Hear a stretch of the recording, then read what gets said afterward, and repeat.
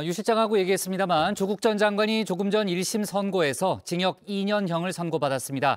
2019년 법무장관 후보로 지명되면서 불거진 의혹들에 대해서 재판부가 상당 부분 인정을 한 건데요. 특히 자녀 입시 비리 의혹과 유재수 전 부산시 부시장에 대한 감찰 무마 의혹을 인정했습니다. 자녀 입시 비리 의혹과 관련해서는 부인 정경심 전 교수의 징역형이 1년 추가되기도 했는데요. 정치권 반응까지 포함해서 관련 소식을 유한울 체커가 정리했습니다. 네, 5시 하면 다정해 정혜원들의 뉴스 큐레이터 울체커입니다. 이번 주의 마지막 뉴스픽은 원픽으로 진행합니다. 조국 사태 징역 2년입니다. 조국 전 법무장관에 대한 1심 선고 공판이 오늘 오후 2시에 열렸습니다. 2019년 12월의 마지막 날 재판에 넘겨진 지 3년여 만입니다. 재판에 쏟아지는 관심만큼 법원도 실시간 중개법정까지 따로 두는 등 만반의 준비를 했는데요. 공판 시작 20분 전 모습을 드러낸 조 전 장관은 말을 아꼈습니다. 재판 3년 만에 선고 앞두고 계신데요. 혹시 심경 한 말씀 부탁드리겠습니다. 국민들께 한마디만 부탁드리겠습니다.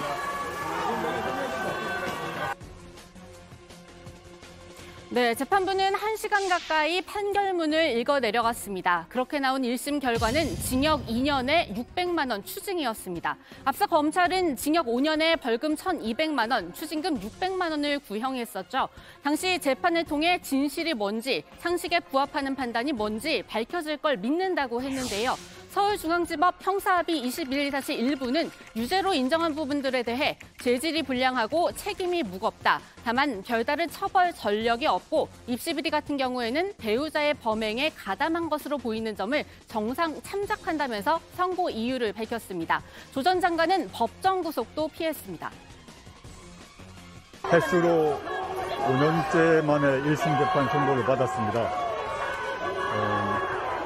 1심 재판 선고를 통해서 뇌물, 공직자윤리법 위반, 증거인멸 등 8개, 9개 정도의 무죄 판결을 받았습니다. 이 점에 대해서 재판부께 깊은 감사를 드립니다. 다만 직권남용 등에 대해서는 유죄 판결을 내렸습니다. 이 점에 대해서 항소하여 더욱더 성실하게 다툴 것입니다. 조 전 장관이 받고 있는 혐의는 모두 12개입니다. 크게는 4가지로 나눠볼 수 있는데요. 먼저 자녀 관련 의혹입니다. 검찰은 2012년에서 2017년 아들과 딸의 인턴 증명서 그리고 생활기록부를 조작해 입시 과정에서 학교 측의 업무를 방해했다고 봤는데요. 1심 재판부 대부분 유죄로 판단했습니다. 앞서 딸 조민 씨 관련해서는 부인 정경심 전 교수가 지난해 징역 4년형을 받았기도 했죠. 1심 재판부 조 전 장관과 정 전 교수의 공모 관계를 인정한 겁니다. 아들에 대한 입시 비리도 인정이 됐기 때문에 정 전 교수도 징역 1년이 추가됐습니다. 이 문제 관련해서는 최강욱 민주당 의원이 연루돼 있는데요. 최 의원에 대한 재판은 이제 최종심 단계입니다. 최강욱 더불어민주당 의원이 2심에서도 의원직 상실형을 선고받았습니다. 조국 전 법무부 장관의 아들에게 가짜 인턴 확인서를 발급한 혐의로 재판 중인데 오늘 항소심에서 징역 8개월, 집행유예 2년이 내려졌습니다. 최 의원은 대법원의 판단을 다시 받아보겠다고 했습니다. 학생들이 했던 인턴 활동에 대해서 사회적인 인식이나 기준이 있을 텐데 왜 우리 법원은 별도의 기준을 가지고 그렇게 세밀하게 판단해야 하는 것인지 잘 납득하지 못하고 있습니다. 자녀 관련 의혹은 하나 더 있습니다. 바로 딸 조민 씨가 이 부산대 의대에서 유급을 당하고도 장학금 600만 원을 받은 겁니다. 검찰은 이 부분에 대해서도 당시 노환중 부산의료원장이 조 전 장관에게 뇌물을 건넨 걸로 봤는데요. 재판부는 이 부분은 인정하지 않았습니다. 다만 청탁금지법은 위반했다고 봤습니다. 조 전 장관도 후보자 시절 이 부분에 대해선 불법 여부와 상관없이 유감을 표명한 바 있죠. 제 가족이 요구하지도 않았고 절차적 불법도 없었다는 점을 내세우지 않고 국민들의 질책을 받고 또 받겠습니다. 더 많이 질책해 주십시오. 그리고 두 번째, 사모펀드 의혹입니다. 조 전 장관이 청와대 민정수석이던 때 일인데요. 정전 교수가 사모펀드에 투자한 10억여 원을 개인 간 채권으로 공직자윤리위에 거짓 신고했다고 검찰은 봤습니다. 이 사모펀드 의혹, 자녀 입시 비리 의혹과 더불어 조국 전 장관이 지명됐을 때부터 정치권을 뒤흔들었는데요. 1심 재판부 정전 교수 혐의만 인정하고 조 전 장관은 무죄로 봤습니다. 이 펀드에 들어간 것 그 자체가 저로서는 정말 뼈아픈 실수다라는 생각을 합니다. 제 처 경우도 이게 뭐 이런 정도의 것이라고는 상상을 못했습니다. 그게 이른바 블라인드 펀드라고 합니다. 저는 이 블라인드 펀드란 말 자체를 이번에 알았는데 제가 잘 그 경제나 경영에 잘 모르기 때문인데 사모펀드가 뭔지를 이번에 공부를 하게 되었습니다. 사모펀드가 도대체 어떻게 돌아가는지에 대해서 애초에 사실 알지를 못한 정도입니다. 조 전 장관은 이 지금까지 언급한 의혹들이 국회 인사청문 과정에서 처음 불거지니까 증거를 조작한 혐의도 받았는데요. 사모펀드 운용 현황 보고서를 허위로 작성하고 자택에 있는 컴퓨터 하드디스크를 교체한 데 따른 거였죠. 이 부분은 재판부 조 전 장관의 혐의를 인정할 증거가 없다고 밝혔습니다. 그리고 이번 재판에 가장 나중에 병합된 사건, 이른바 감찰 무마 의혹입니다. 이 역시 조 전 장관이 민정수석일 때 일인데요. 유재수 전 부산시 경제부시장의 비위 첩보를 묵살했다는 혐의, 1심 재판부는 인정했습니다.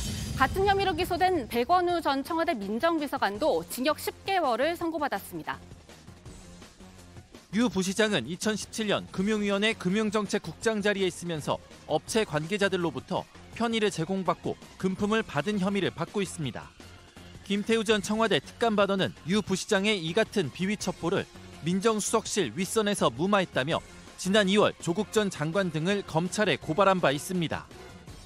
네, 오늘 이렇게 1심 선고가 나올 때까지 앞서도 말씀드렸지만 3년이 넘게 걸렸습니다. 검찰과 조 전 장관 측의 치열한 법정 공방으로 수십 명이 증인대에 올랐습니다. 재판부는 2번 바뀌었고 사건도 병합됐는데요. 거기에 코로나 영향까지 있었습니다. 하지만 더 앞으로 돌아가서요. 모든 일의 시작은 바로 이 장면이었습니다. 인사청문회를 거치고 문재인 정부의 법무부 장관으로 임명이 된다면 서해 맹산의 정신으로 공정한 법질서 확립, 검찰개혁, 법무부 혁신 등의 소명을 완수하겠습니다. 네, 문재인 정부 첫 청와대 민정수석이었던 조 전 장관 26개월 만에 청와대를 떠났는데 얼마 지나지 않아 법무장관 후보자로 지명된 겁니다. 장관 하마평에 오를 때부터 조국은 안 된다 이렇게 비판하던 야당, 그러니까 국민의힘의 전신인 자유한국당은 총공세에 들어갑니다. 그러면서 사모펀드 의혹부터 줄줄이 불거지기 시작했는데요. 관련해서 고소고발은 이어졌고 검찰 수사도 시작됐습니다. 수사를 지휘하는 사람은 바로 이 사람이었습니다. 우리 이제 윤 총장님은 사람에 충성하지 않는 그런 자세로 아주 엄정하게 이렇게 처리해서 국민들의 신망을 이렇게 이제 받으셨는데, 우리 청와대든 또는 뭐 정부든 또는 뭐 집권 여당이든 만에 하나 권리권 비리가 있다면 정말 이렇게 엄정한 그런 자세로 이렇게 임해 주시기를 바라고요. 검찰권도 다른 모든 국가 권력과 마찬가지로 국민에게서 나오는 권력인 만큼 국민들을 잘 받들고 국민의 입장에서 어떤 방식으로 권한 행사를 해야 되는지 이 헌법 정신에 비춰서 깊이 고민을 하겠습니다. 그리고 그때나 지금이나 이 인사청문회를 둘러싼 여야 신경전은 치열했는데요. 그럼에도 불구하고 그때는 정말 여야 죽기 살기로 싸웠습니다. 그때만큼 치열한 인사청문 전국은 없었던 걸로 기억하는데요. 여야 간 청문회 합의가 도저히 안 되자 당시 여당이었던 민주당 국민청문회라는 이름의 기자간담회를 진행하기도 했습니다. 청문회 운운하고 있는데 사실은 지금 검찰청에 빨리 가야 됩니다. 사실상 아직도 실세의 지위를 가지고 있기 때문에 저희는 이것이 특검이 불가피한 수순으로 갈 수밖에 없지 않나. 만약 오늘까지 인사청문회 개최를 거부한다면, 또 그 날짜 확정을 거부한다면 국회와의 대화 등의 형식의 구애 없이 이른바 국민청문회 준비에 곧바로 착수할 수밖에 없다는 점을 분명히 말씀드립니다.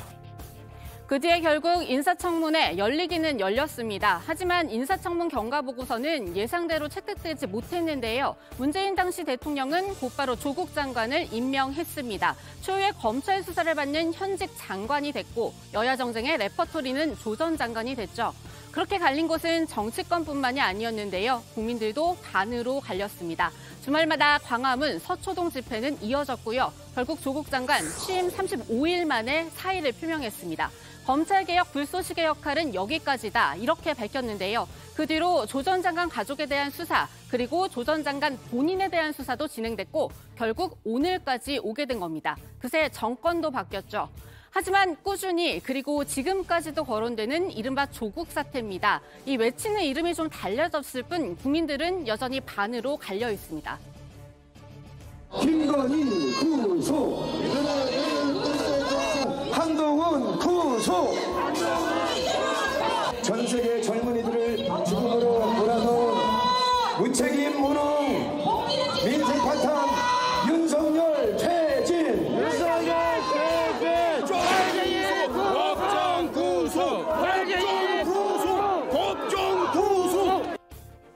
네, 그리고 이제 1심 결과가 나왔을 뿐입니다. 최종심까지 가기까지는 여전히 오래 남은 걸로 보이는데요. 그때까지도 그리고 어쩌면 그 이후에도 이른바 조국의 시간은 계속될 것으로 보입니다.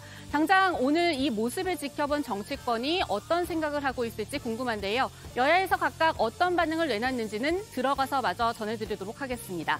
네, 오늘의 뉴스픽은 여기까지입니다. 저는 다음 주 겨울 휴가로 자리를 잠시 비우는데요. 제 자리 채워줄 뉴스체커의 활약도 잘 지켜봐 주시길 바랍니다. 뉴스픽 5였습니다.